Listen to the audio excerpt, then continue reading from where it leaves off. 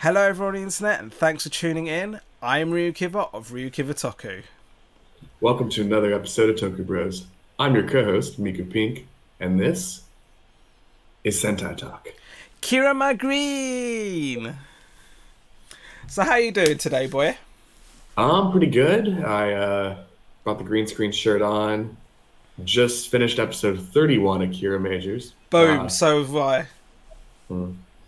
How did you enjoy it? Yeah, I absolutely enjoyed episode 31 and again we shall be getting into that shortly, am I right? Yeah, absolutely. Let's take a little detour. You heard about the Gorenger manga from 1975 is brought back, is being adapted into English. I heard something about this, and again, probably we should have probably covered it on the show a while ago. But I do It's okay. remember, I remember seeing like a few weeks ago there was like a cartoonish, Yeah. comic book cover that they showed with Mhm. like all five Go Rangers and Go Ranger written in sort of obnoxious yellow like font, Yeah. right, from right out of the retro era.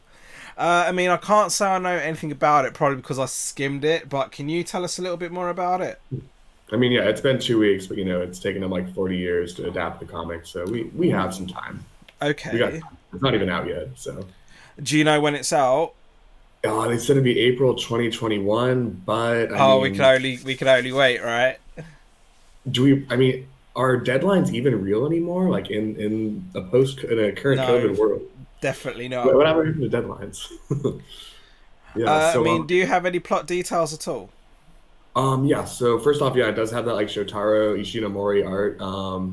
Everyone looks like a marshmallow. I don't know how to explain it. Like But that's the everyone looks like a thing, though, marshmallow. because like when it comes to Ishinomori's art, because I'm used to the Kamen Riders, like when you think of Kamen Rider Sango's manga, it was very artistic.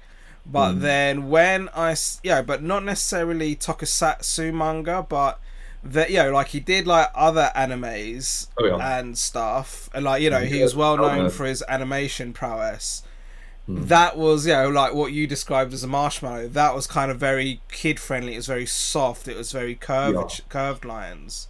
So Mm. at least we knew Ishinomori could switch it up. But yeah, I mean, again, you look at this Go Ranger cover, it does look very marshmallowy, as you put it. It's definitely. I just saw also actually recently. It was some of his Legend of Zelda comics. It was very, I didn't know he did Legend of Zelda yeah, comics. very marshmallow. Just like real nice marshmallow people quality. Marshmallow Marshmallow. people. All right, I Very can't say. K-pop energy.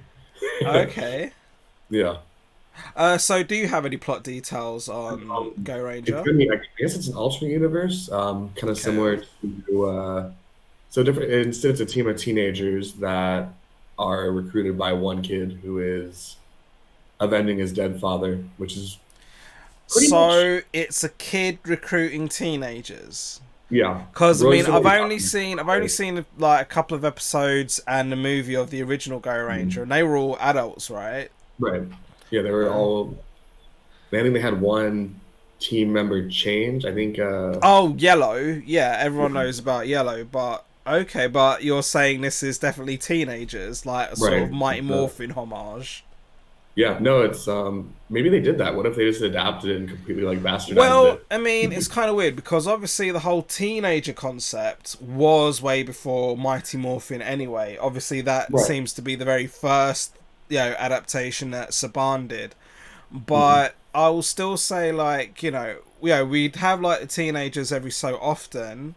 Right. And then, like, I think one year they did like a year of students and then a year of teachers, which I believe was Turbo Ranger at Five Man. Because I've seen Five Man, I know they are Hmm. teachers. I think Um, they, and they but also but was when you're yeah. saying that Go Ranger is this adaptation is going to be a kid recruiting teenagers, Mhm.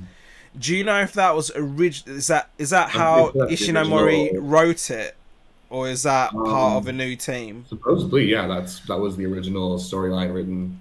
by They just changed Ishinomori? it. Mhm. Okay, They that's had very one of their Sentai series. It's totally unrelated, okay. but I think it was the first time he ever wrote a series with the word Sentai in it, like the early Oh, 70s. okay. I mean, I can't say I've even thought about the origin, but Yeah. obviously anyone who's like a fan of Ishinomori knows that he was all about Rider and Yeah. his like his manga and his anime.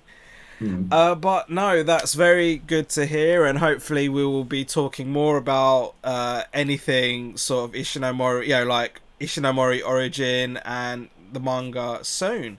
But let's see. I mean, coming into current. I mean, this is a really bad segue, by the way. But coming into like modern, like today's tokusatsu, do we really have any Sentai news? Like current Sentai news. Yodonna had some more silly antics going down. Oh, of course. I mean, when it comes to Sexy these Japan saucy already, antics, already. I will say, my favorite actress for the moment, Nashiko Momotsuki. I mean, last week she was like previewing shots from her photo book. But did you hear what she did in the last week? I did not. What happened? Right, this is so weird. Online, she had a virtual wedding with her fans. Wait, all the Right, so basically, I mean, like, I've seen some of these like these idol videos in the past, and I've always found them weird. I can't say I've seen the one from Yodonna. So the actress behind Yodonna, Nashiko Momotsuki, she basically went online. She was wearing a wedding dress, and she was in some sort of wedding hall, and she had some virtual ceremony. She had a virtual ceremony where she was marrying her fans. Now, it's a bit weird that I'm talking about the same actress 2 weeks in a row, but this is exactly what I'm doing because she's literally just come out and done this. Yeah. As again, I don't know if they do this in Japan as a publicity stunt. I mean, I know Japan has its own otaku crowd, and obviously the otaku crowd must have really gone nuts for this sort of thing. Whereas us Westerners, we're kind of like, what the hell? But again, like, I'm very familiar with this kind of idol culture, and especially because Japan are really heavy on their like girl idol groups, which I'll be honest, like, I'm not really into the sound. I mean, like, if you think of Sentai history, I'm not really into like like in Sentai history, like more recently with Go Onja, we had like G3 Princess. I don't know if you remember that. Where it was basically Go on Yellow, Go on Silver, and the female villain. Oh yeah. So like, they did like a little pop idol group, which again is a very common, like, what's the word, culture in Japan, in modern J-pop music. So like, when it comes to me, like, I know about Morning Musume, I know about AKB48. So I'm familiar with all these like groups and that, but they are, bearing in mind I'm very much the hip hop head. I will say I'm not really into that sound, but but the whole culture, I mean, because the culture is very diverse. I mean, again, you've got what Yodonna's doing at the moment with this like virtual wedding. You got things like Ganguro. You've got like the maid culture. Like this whole thing about pop idol maids, like where they all dress up in maid outfits and that. Again, it's like, very. I mean, the whole idol culture in Japan is very diverse, and like, sort of, it's a very deep rabbit hole. So the further you go down into it, the weirder it gets. And I'm sure I've only gone down so far without wanting to go too deep. It's so crazy. And this section of Toku Bros is brought to you by therapy. This has been brought to us by therapy, but to really continue with this therapy, I suggest we really get on with talking about episode 31. Am I correct? Absolutely. We actually want to thank our other sponsor, Single Moms. Whoa, man, you can't say that. This episode of Toku Bro is brought to you by Single Moms. Was that a right? That, I don't know what that was. Right. But yes, let's get straight into episode 31 now. I will definitely kick this off because I'm just like, I don't know how to feel about this episode, to be honest. I mean, I have so many mixed feelings about this episode. Mainly that it is a mix of concepts from the modern era. So, think about your sort of pinchy zooming in and zooming out. But it's also a classic style of storytelling. Do you agree? Yeah, I think the shrinking story that's been around for, that's like very classic sci-fi.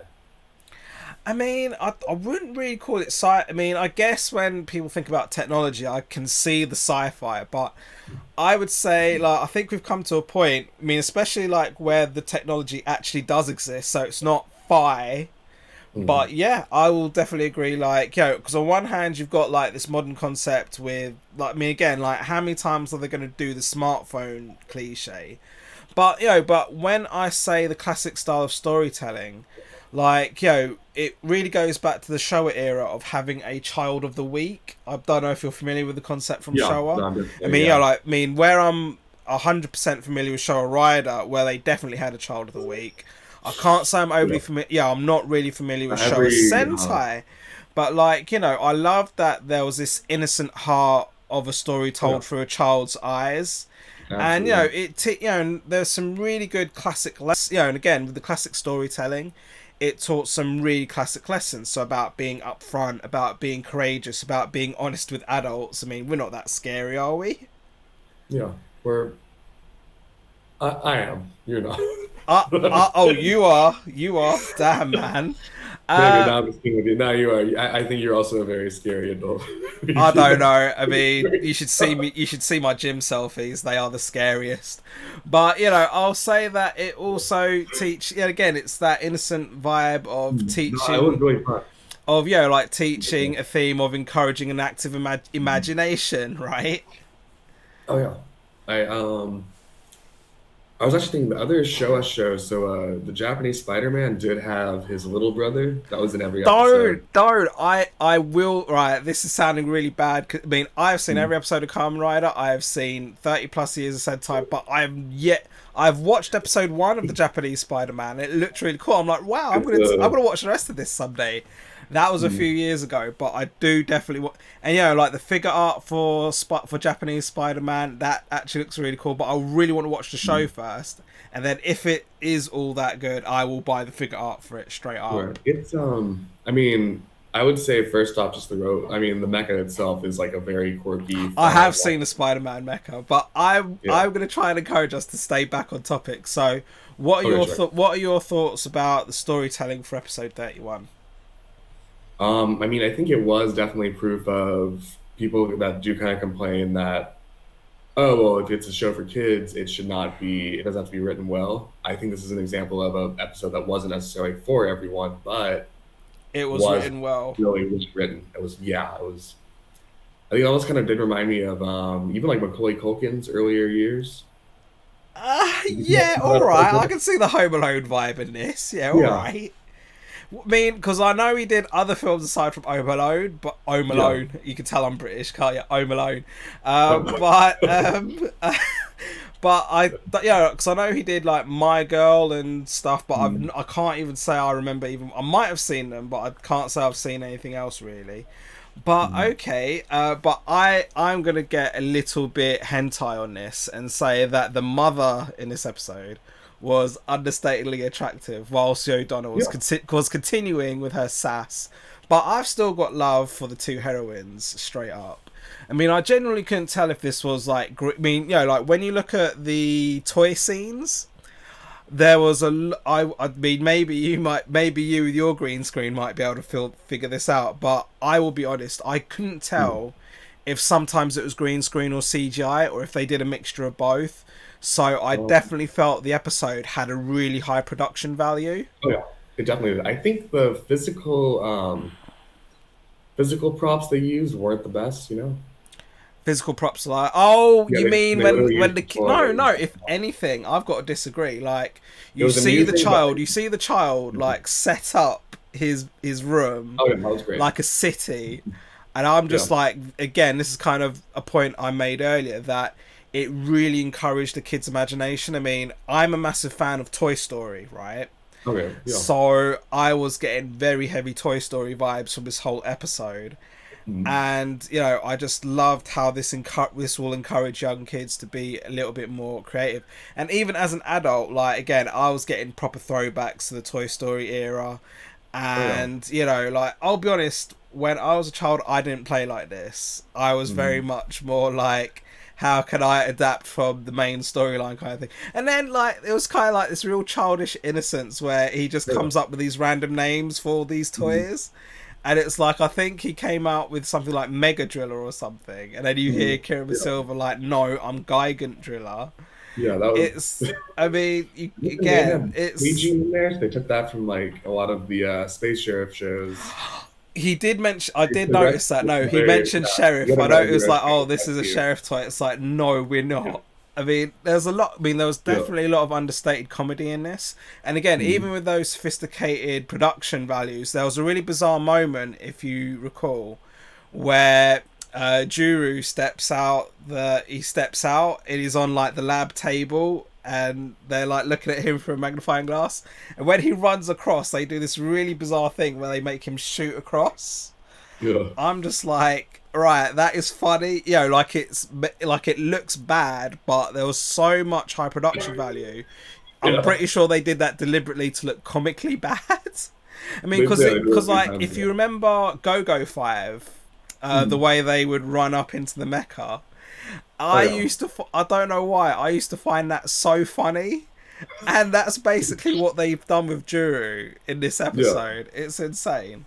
I mean, I'll say, I mean, like, in terms of story still, like, you know, the way, like, they bring the mecha to life in front of the kid and the adult and stuff, and the way that they were looking for the mecha and stuff in the fields, I felt there were a couple of plot holes going along. But again, it's like, you know, kids aren't going to be that fussed about plot holes. I mean, us nerds, yeah, sure, we'll pick on it. I mean, I will still, you know, like, so to actually go back to the very beginning, I will say, like, the Monster of the Week we have here definitely gets recognition for being, like, an original and modern concept. Even if, as I already mentioned, phone technology is a tired trope for modern toku. I mean, at least they're using a watch as opposed to a phone for a henshin device, right? I kind of prefer the phone device, but I just think that watch looks.